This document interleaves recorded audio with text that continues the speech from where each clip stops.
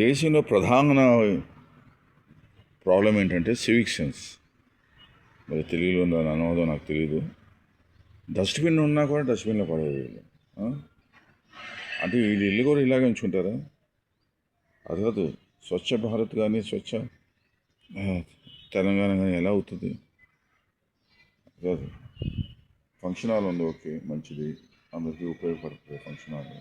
కానీ డస్ట్బిన్ ఉన్నా కూడా డస్ట్బిన్లో పడట్లేదు. అంటే దీని మూల కారణం ఏంటంటే మనలో స్వచ్ఛతని ఎలా తెలియదు. నాకెందుకులే, ఎవరికి మున్సిపాలిటీలో ఎత్తుకెళ్తారని. అది అసలు డస్ట్బిన్ ఉన్నా కూడా డస్ట్బిన్లో పడట్లేదు అయ్యా. మరీ అసలు వాళ్ళు ఇల్లు కూడా ఇలాగే ఉంచుకుంటారా?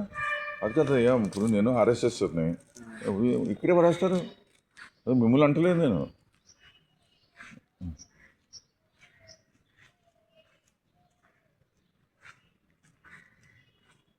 సో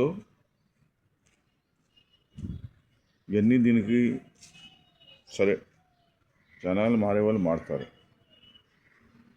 కనీసం సివిక్ సెన్స్ ట్రైనింగ్ ఎలా ఉండాలని ట్రైనింగ్ ఇస్తే వాళ్ళ రాష్ట్రాలు కానీ వాళ్ళ మన దేశం నుంచి కానీ ఎన్నో డబ్బులు ఖర్చు పెడతా ఉంటుంది స్వచ్ఛ భారతదేశం కానీ స్వచ్ఛ వికసిత్ భారత్ కానీ. కానీ నా as an auditor and as advisor or consultant for నేను ఏదో ప్రధానంగా మంచి కాలేజ్లో అయ్యాను, బెంగళూరు చదువుకున్నాను కాబట్టి. సో నా as a citizen of India నేను ఎవరైతే దీనికి నిర్ణయిస్తారో అధికారులు కానీ లేకపోతే రాజకీయ నాయకులు కానీ సివిక్ సెన్స్ అనేది ట్రైనింగ్ ఇస్తాం బెటర్. సివిక్ సెన్స్ అనేది ట్రైనింగ్ ఇస్తే బెటర్, సర్టిఫికేట్ ఇస్తే బెటర్. సరే, కొంతమంది మారుతారు, మారేవాళ్ళు మారుతారు, కొంతమంది మారుతారు, మనం ఏం చేయలేం. హిందీలో ఒకటి సామెత ఉంది, अगर घोड़े कुएं के पास ले जाते हो, अगर घोड़े को पानी नहीं पीता क्या कर सकते हैं? अगर घोड़े को कुएं के पास ले जाते हैं लेकिन पानी नहीं पीता तो क्या कर सकते हैं? సో కనీసం ఈ వీడియో చూసిన వలన కనీసం సివిక్ సెన్స్ అనేది ఎలా ఉండాలని మనకి ఉంచామంటే. ఎందుకనంటే కొన్నాళ్ళు నేను ఇతర దేశంలో పనిచేసే అమెరికాలో, అది ఒక్కటి కూడా మీ ఇండియా బాగోదు నానా మాటలు అన్నారు, సహించాను. అది సరే బాబు, మీ దేశానికి ఒక నమస్కారం, డొనాల్డ్ ట్రంప్ దేశానికి వచ్చేసాను.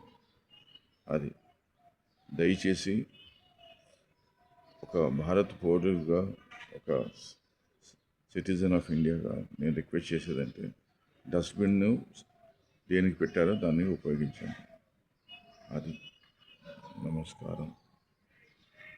भारत माता की जय, भारत माता की जय, जय हिंद.